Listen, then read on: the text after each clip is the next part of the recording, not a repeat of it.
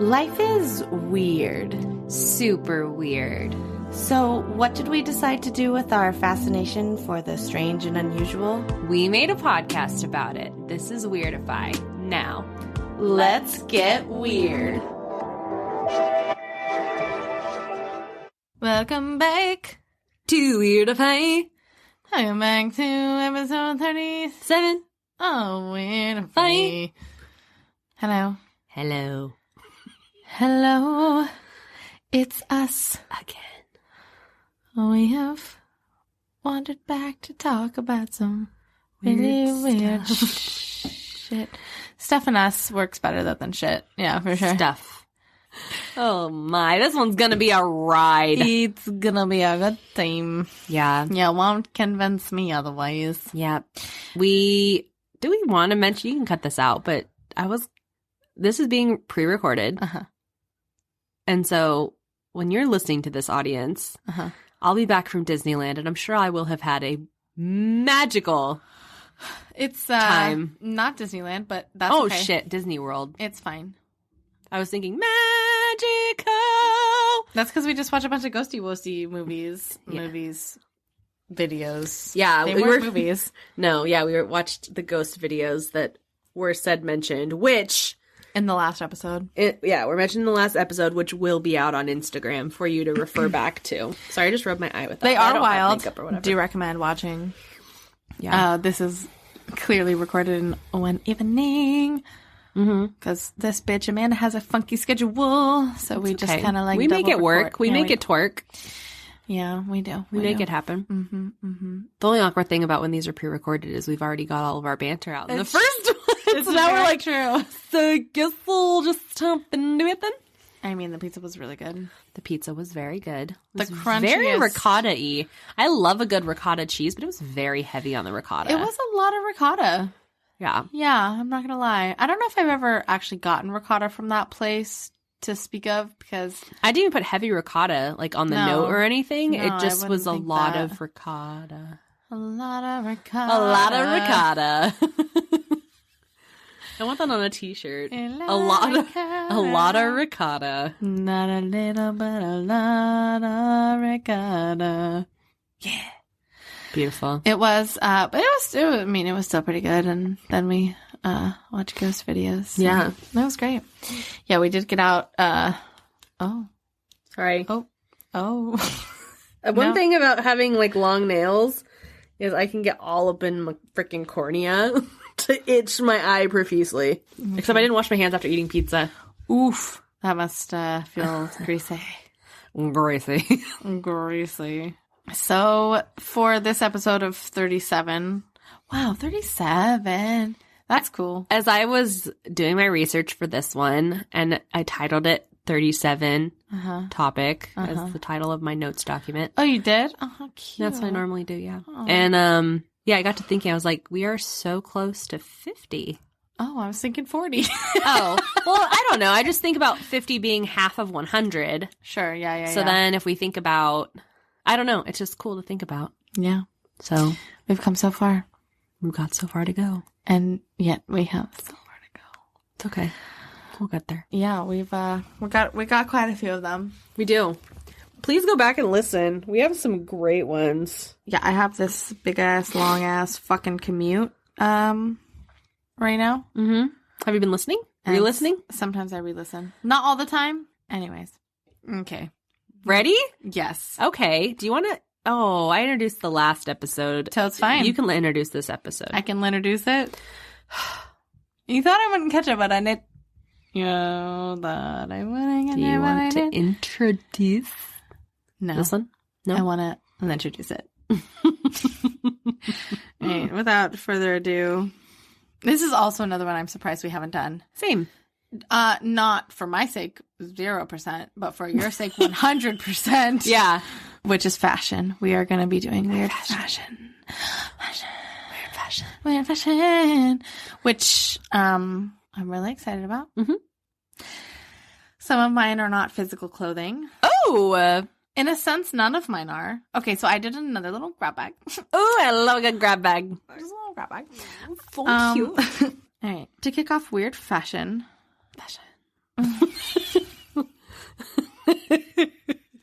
fashion. Weird fashion. Weird fashion. We are going to go back to the 16th century Tudor Britain. Ooh! Two-door. Not one door. Not 3 doors. But 2 door. Just 2. 2 doors. Britain. 2 doors, Britain.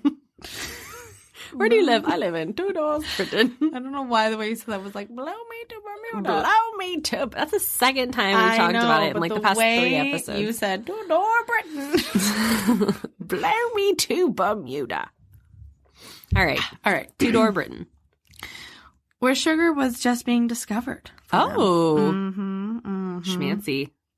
Prior to the introduction of sugar in their diets, the people of early Tudor Britain had fairly white teeth. But after sugar was introduced, people's teeth started rotting and turning black. Eee. At the time, sugar was a luxury and expensive, as it was being imported from other parts of the world. So only the wealthy had access to it. Question, do all of these have something in common? No. Oh, they're just totally random. Not even slightly. 10-4. Mm-hmm. Cool beans. Sugar came into their diet so quickly, and because of how addictive it is, they were putting it on their vegetables. They were making their toothpaste out of it. And they were eating desserts that were literally just sugar. I watched a video of somebody making the desserts that they would make out of these sugars, and one of them was, it looked like raw bacon. Oh. I mean, yeah, it looked kind of like gross, whatever.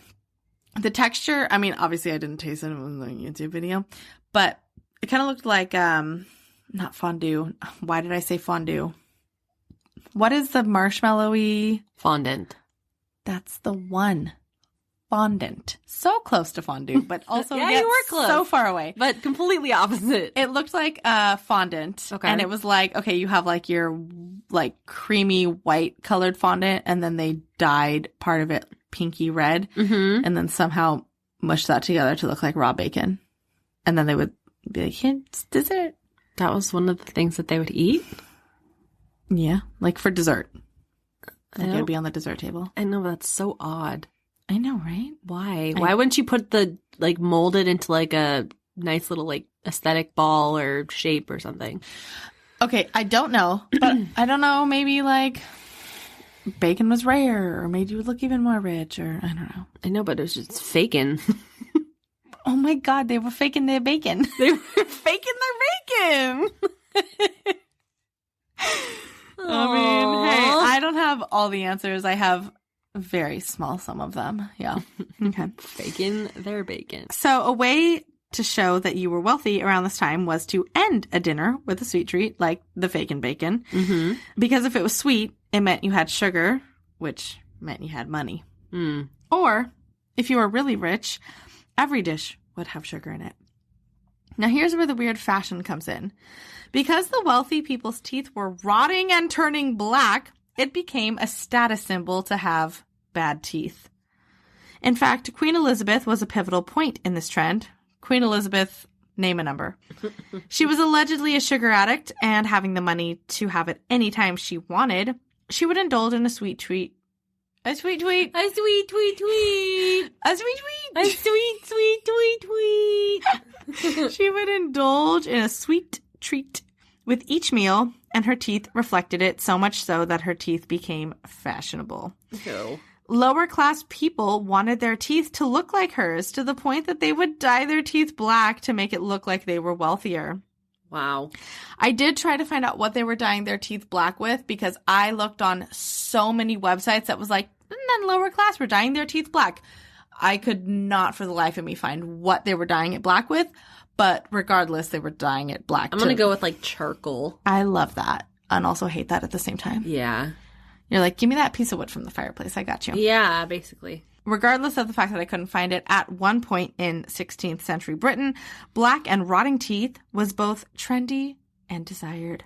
Around the 17th century, sugar became cheaper and was more widely accessible to everyone, effectively fading out the black teeth trend. Today, and I realize we're not in Britain, but you can walk down an entire aisle in the store with 100 options for toothpaste, and 95% of them are going to be whitening. You can buy whitening strips or even pay your dentist to whiten your teeth. Black and rotting teeth are definitely the opposite of the wealthy status symbol that they once held. Wow. I didn't know that. Neither the fuck did I. Wow. You learned something new on You Weirdify. learned something new. Okay. And my next one. Okay. Buckle up, bitch. I'm buckled. Is your seatbelt fastened? My seatbelt is securely fastened. Ma'am? I will not be moving about the cabin. I literally see it dangling in the aisle, so you're not fooling me. Oh. Okay. For my next one. I forgot I drew a vulva and a penis on the whiteboard in the Weirdify. That's them. I completely forgot, and I just saw it over your shoulder. Okay. Sorry, I was distracted. Don't be sorry. Okay. For my next one, and I do want to say that this one is gruesome and honestly a little sad, so just like just a little bit of a trigger warning, okay? Okay. All right, we're going to go even further back into history, into 10th century China. I think I know what you're going to talk about. Where small feet were viewed as beautiful Mm-hmm. and refined. Little girls as young as 3. Different places I read had different ages, but the youngest age was 3 and the oldest age was 9 that I read in the places I read. Okay. So anywhere from the ages of 3 to 9. Yeah. Sometimes it would say like 4 to 7 or 3 to 5 or whatever. Okay. They would begin the excruciating process of having their feet bound. Yep. Yeesh. Usually the process would begin in winter, and the hope was that the cold weather would aid in numbing the girls' feet from further pain. Oh, yeah. Totally. Mm-hmm. Their parents or grandparents, although I did read sometimes it like very specifically wasn't their parents because maybe their parents would have like sympathy for like the pain and they wouldn't like bind them as tight. Mm-hmm. But their parents or grandparents would usually lead the tradition by soaking the feet in an herb and animal blood mixture that was thought to soften the feet. After clipping their toenails and likely breaking the toes, though sometimes the bindings would be so tight that the toes would break on their own, their arch would also be broken. I did read that not all bound feet broke arches, only some of them. That's how we can give you an arch. We'll just bind your feet. Oh my god, fuck you. I'm just kidding. I like your flat feet. Thank you, me too. And it did depend on like the region that you went in, but a lot of the bound feet, you did break the arch to like bring it smaller, like lengthwise. Not every region broke the arch too. Okay. They would then be wrapped multiple times in a cloth that had been soaked in the herb and animal blood mixture and sewn tight so the cloth wouldn't be open. Sometimes their feet would even be stuffed in cloth shoes, then wrapped again and sewn once again. Every few days, or every day if you were wealthy, the feet would be unwrapped, cleaned, inspected, and sometimes the soles of the girls' feet were beaten to aid in the flexibility of the joints. Oh my gosh. I know this was like a whole thing, so it's like it was a cultural thing, but it's just like the thought of it just makes me sad. Yeah. Oh, no, it's very sad. I almost didn't do it because of how it made my stomach hurt, honestly. It didn't make your feet Like, hurt. I went back and forth on this one. Yeah. It made my... I remember learning about this in sophomore year world history. Oof. Like the history of like foot binding.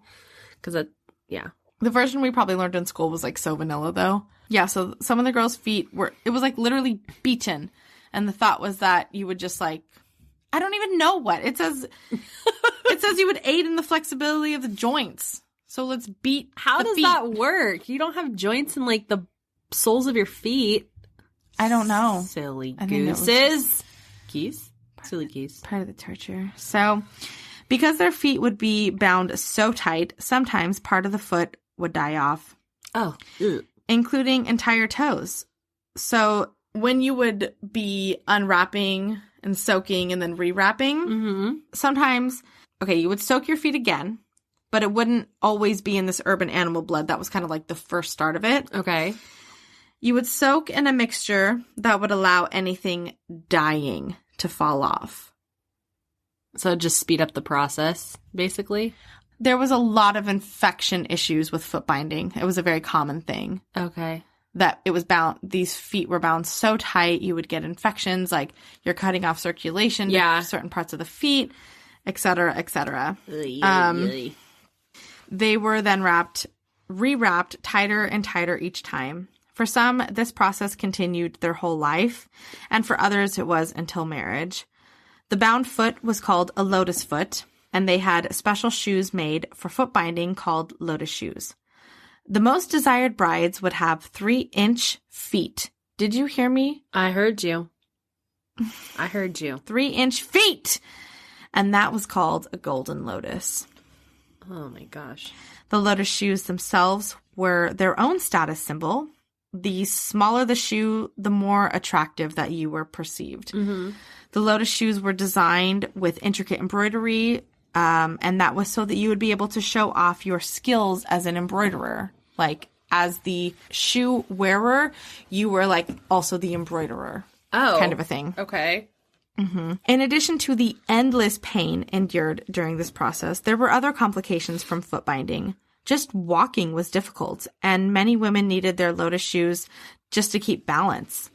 Women with bound feet were prone to falling because of balance issues, though amazingly some still worked out in the fields. But because of these balance issues, some would like fall and break their hips or fall and break certain parts. Like, it was just so, you're just so off balance with a goal of a 3-inch foot, right? Yeah. Many would need to shuffle around due to the pain of just walking. Toenails would often get just completely ripped off and removed altogether. Anything with toenails, I'm just like, because they would ingrow so often. Because your toes are literally being wrapped underneath of your foot. As I mentioned before, sometimes toes would fall off due to the lack of blood flow. But that wasn't bad at all, because less toes meant that you could bind the feet even tighter. Jeez. Their feet would stink due to the rotting flesh, which could lead to infection that could enter into their bones. In fact, somewhere around, get this, 10% of women who bound their feet died. Oh my God. Due to septic shock, gangrene, and other complications. By the beginning of the 19th century, almost every woman in China had bound feet. The 19th century? Yes, ma'am. Wow. Mm-hmm. Yes, ma'am. Yes, ma'am. But it was officially outlawed in 1912. Wow. That's when it was outlawed. Insanity. Absolute insanity. But it didn't fade out until 1949. And in 1999, the last store that sold lotus shoes closed. Pisha, an elderly Chinese woman, envies young women today, saying they can run fast and live free. It's so sad. Oh, that's awful. Unlike in my day, young women would get beaten for refusing to bind their feet. Oh my God. There are a few elderly women still alive that endured the agony and frankly torture of having their feet bound, but thankfully that will be where it ends. At the Mutter Museum in Philadelphia, they have a skeleton of an actual bound foot that you can go and check out today if you so fancy. And honestly, there are parts of this that are just, I just like felt like I didn't want to put it in. It's a very dark tradition. That's fair. And just really sad that these women had to endure this for like to be perceived as beautiful to like the male gaze. Yeah. But it was absolutely fashion. It was absolutely, can you fit in the smaller lotus shoe? Can you fit in the smaller lotus shoe? How tight can you bind your feet? And just shuffle around. No, thank you. Etc. And in some cases, the feet were broken several times to just continue to like shrink it and shrink it and shrink it. And even like when you look at point shoes today, do you know what a lotus shoe looks like? I'm pretty sure I've seen them before, but I can't picture it. Okay, I'm going to pull up a lotus shoe for you just so that you can see it. Did you say they're similar to like point shoes, like ballet point shoes? No, like a pointed heel. Oh, I see. So I'll just show you that one.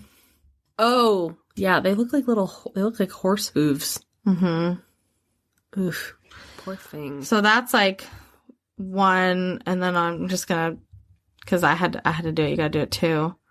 There's one. Yeah. It's just really sad. It's awful.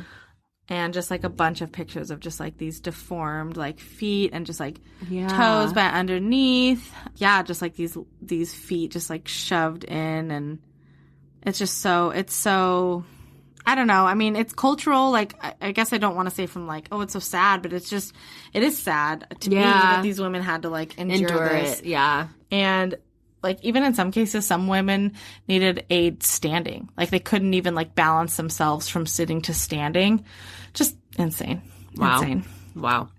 So then my last little bit of my grab bag is just more of like a fun fact, and just so that I didn't have to end on such a dark note. Yeah. Did you know that in ancient Rome, in order to achieve blonde hair, women would dye their hair with pigeon shit? No. Amongst other things that they would dye their hair with, like white wine or honey, they would sometimes concoct a mixture of pigeon crap, sulfur, and quicklime, and bake their hair under the sun in it. Even though it did make some women's scalps burn. Oh my gosh. It was worth it to have beauty is pain, I guess. fashionably blonde locks. That's the quote. Jeez. Apparently, blonde locks have been desirable for like ever. Horse piss and even eggs were used in the Middle Ages to dye hair blonde. It wasn't until the 1950s that lightening your hair began to be less damaging, although even today, if done wrong, it can still be very damaging.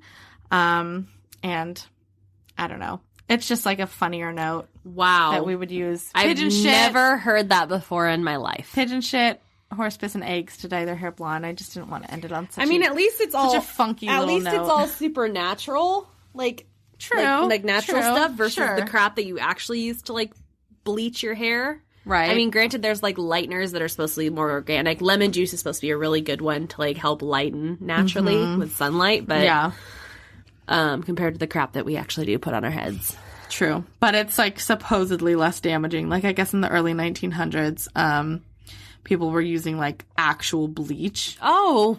And like laundry detergent and stuff to like dye their hair. And it's like how women were straightening their hair with like actual like irons. No, that was like happening when I was a child. Oh. Uh-huh. In the 1900s. Wow. Which seems crazy to say. I've seen somebody iron their hair with an iron. It was one time. But I have seen it. Interesting. That was a fun grab bag. There was some, I can't remember her name, but there was some like celebrity who would dye her hair in these like horrible ways in like the very early 1900s. And she had this like desirable, bleach blonde hair, but it got so damaged that she ended up wearing wigs for like the rest of her career because her hair was so damaged. Yeah. Anyways. Yikes. And your hair grows. Like it grows back.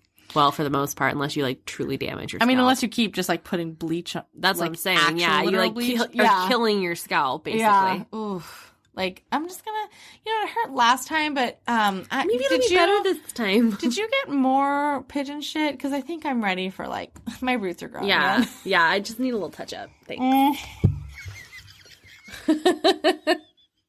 She said I need a little touch up. Yeah. So that's my like.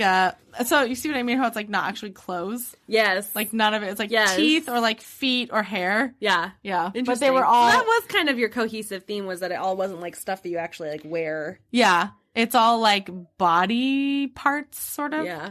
Body. But they all carried their own weight in like the fashion, where it's like of the time. Wow, yeah. Like, oh my God, you're so wealthy. You have black teeth. That's so funny. Like you're so pretty because you have. You're so pretty because your teeth are so black. Teeny weeny feet. You look like you're dying from the teeth first. Oy vey. Okay. All right. I'm ready, babe. So I'm ready. My piece of fashion is just one. I love it.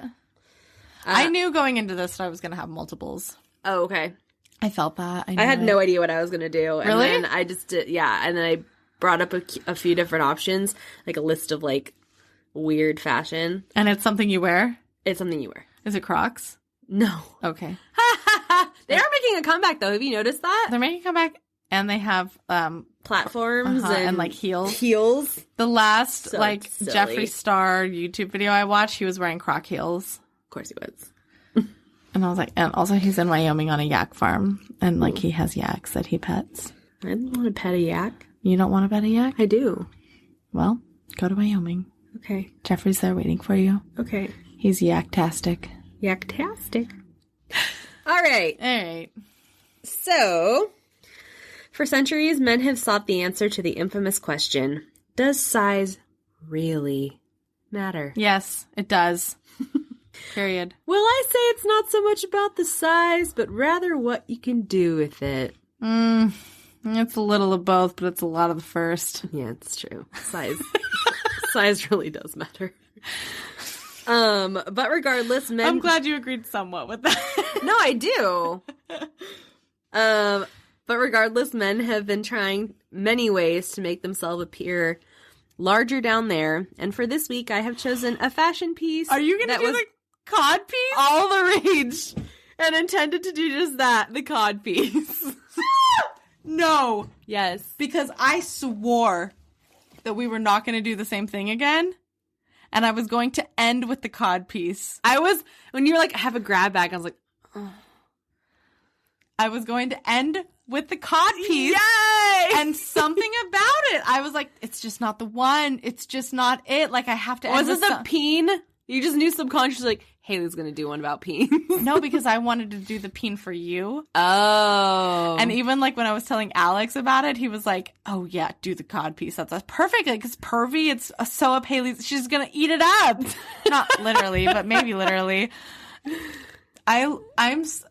Please continue. I'm so excited. It's not too long because, like I said, how many times can you say the same thing? But it was pretty interesting. I love it. It's pretty interesting. So. I'm so ready. The 1400s. The 1400s. There was truly no better time for the codpiece to become a regular part of men's fashion. What with only tights and long tunics being all that hid a gentleman's booty and his member. Mm-hmm. But I am getting ahead of myself. Are you? Oh my god, she winked! You're probably wondering what the heck a codpiece even is. I would. Are you wondering? I would be wondering had this been me like 2 weeks ago. Mm-hmm. Yep. So, derived from the Middle English term meaning scrotum, codpiece was a covering or flap of sorts in a triangular shape that would be attached to the front of men's trousers. It was usually held by strings or buttons and enclosed the men's genitalia. It was a crucial part of European men's fashion in the late 15th and 16th centuries. They were originally created and worn as the fashion and hemlines of male fashion grew shorter, leaving very little to the imagination. Since men's bottoms were essentially thin tights and coats were getting shorter and shorter as years went on, and men often would accidentally expose themselves while mounting horses. So the little triangular piece of fabric was created to cover mainly the penis, since the alternative was parading one's goods in very sheer tights.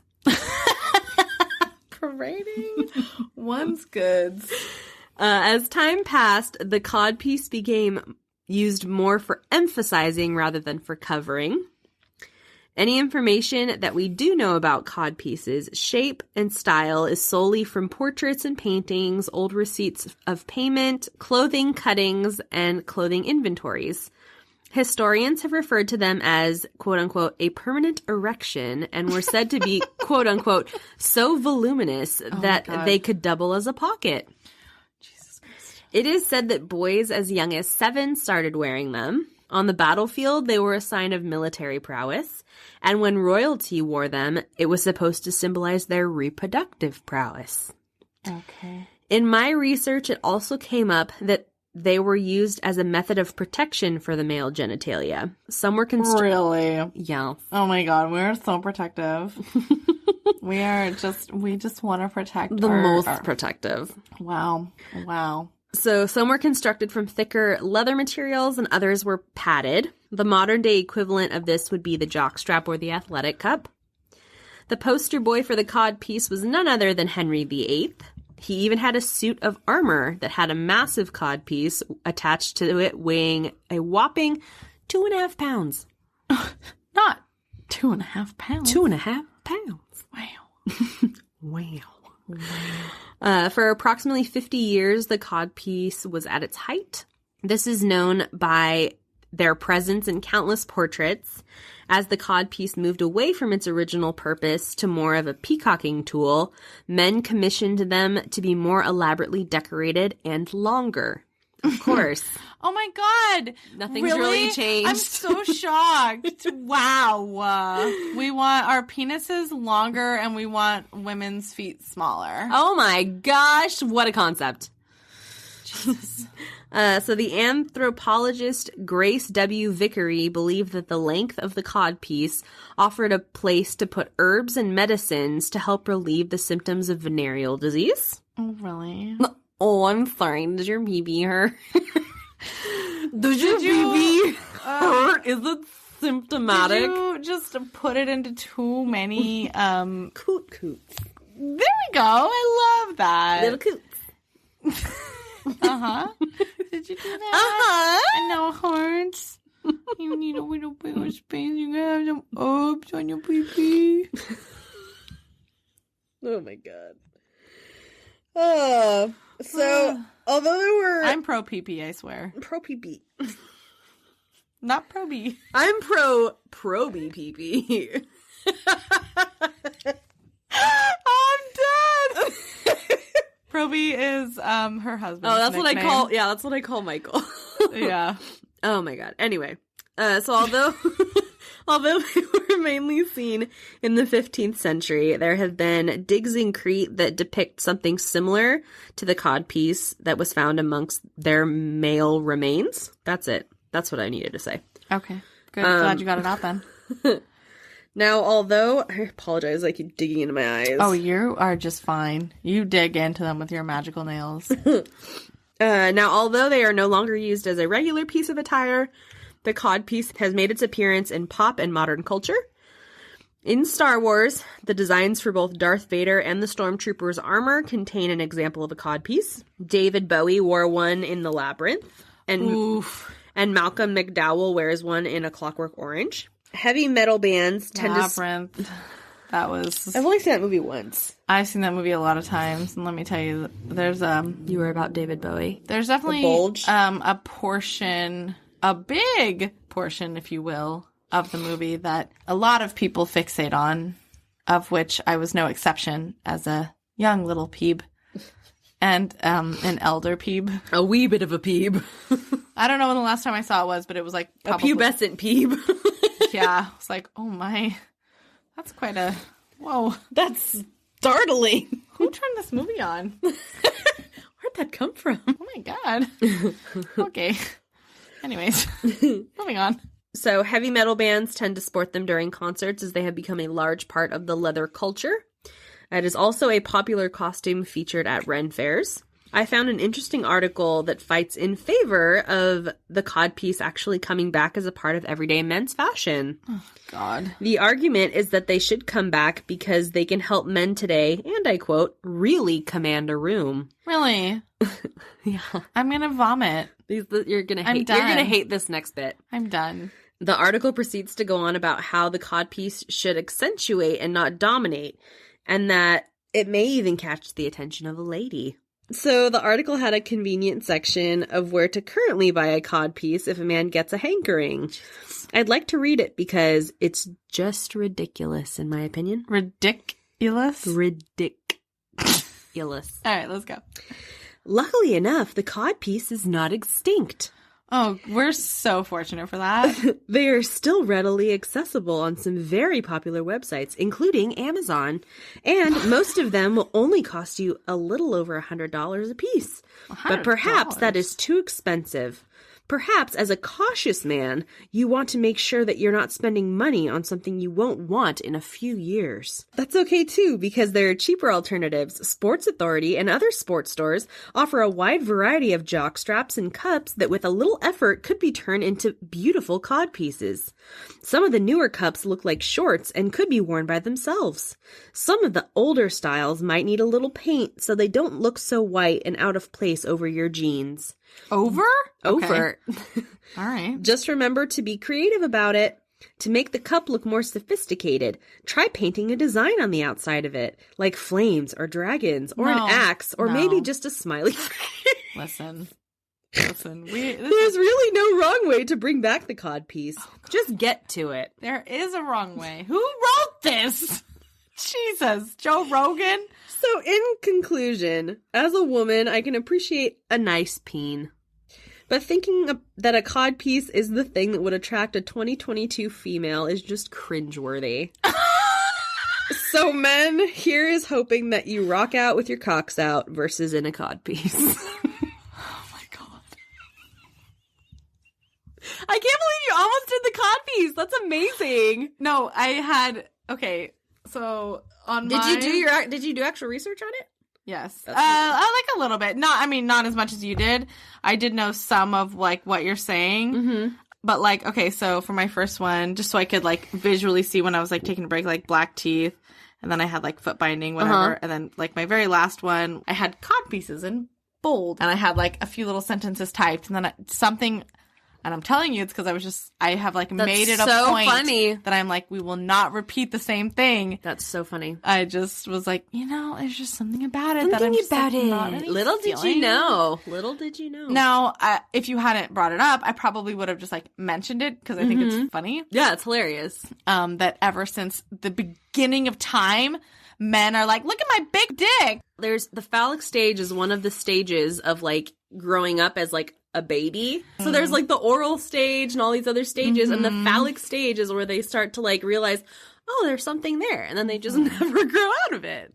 But yeah, cod pieces. That's great. I'm glad you covered that. You did that way better than I would have done, and I'm really glad that I didn't touch it, because it was going to be more of, like, exactly what the, like, pigeon shit on the blonde hair was. It was just more of like to lighten the this is ridiculous, let's laugh at it. So, Alex is gonna laugh that I actually, like, chose cod pieces as mine. That's too funny.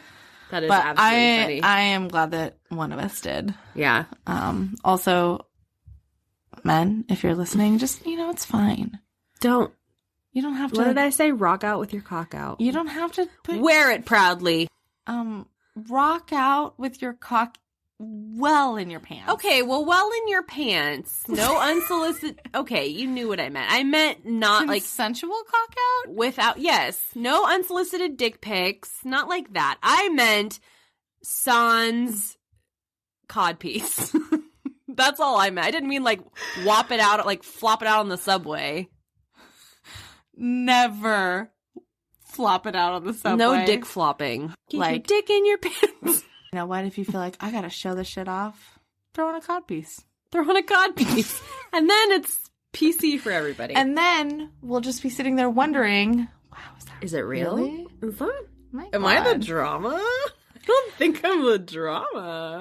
It was the original catfishing, but with your dick. Oh my god, it was cockfishing. It was cockfishing. That's what we're titling it. Something in cockfishing. Uh-huh. Something in cockfishing. Thank you for bringing cod pieces to the table. You're welcome. This has been quite a journey. Quite a journey. If you have ever worn a cod piece, or you've ever dyed your teeth black, or you've ever put pigeon poo on your head, that's the one. Oh, please tell us if you've done that. Or if you've ever had a pigeon poo on your head. My mom's had a seagull poo on her face, and it went down into her mouth on a boat once. Okay. Oh my god. I was going to tell a story about my bird shit story, but that's way worse. Okay. A few weekends ago, we did a family beach day at Mission Beach, and we were sitting at the picnic tables right there by the amusement park. And okay, the seagulls there are relentless. Yeah, agreed. Relentless. And we were sitting there. We hadn't even opened our food yet. There was no open food. All we had were like open water bottles. Okay. And this one bird is like comes over to our picnic table with all of our food and starts to hover over it and just drops a load, and I could have sworn because I was like kind of looking at it and I saw it through my peripheral, and I swear I saw something drop, and I was like, what the hell? But it's like kind of glossy when it comes out, and so the sun was kind of hiding it, and I looked over and it had shat all over my dad's girlfriend's phone, and my dad had brought his like guitar speaker, and it got on the guitar speaker, and it was just like kind of hovering in the air and then just like dropped a deuce. Because they don't have a sphincter. I know, but it like came over to our table And hovered there, shat, and left like a motherfucking dick pigeon or seagull. No. I mean, maybe I hate seagulls. I don't mind pigeons so much, but I hate seagulls. Have you seen the videos of the seagulls eating birds whole? Like little finches whole? They're Satan's pet, That's I swear. gross. Yeah, it's disgusting. But maybe birds need cod pieces. Maybe it would cover up their Yeah, ass. maybe they can just gather their own sphincterless poo. Different opinions for different reasons. Can you make like a butt cod piece? So Yeah. it's called a diaper.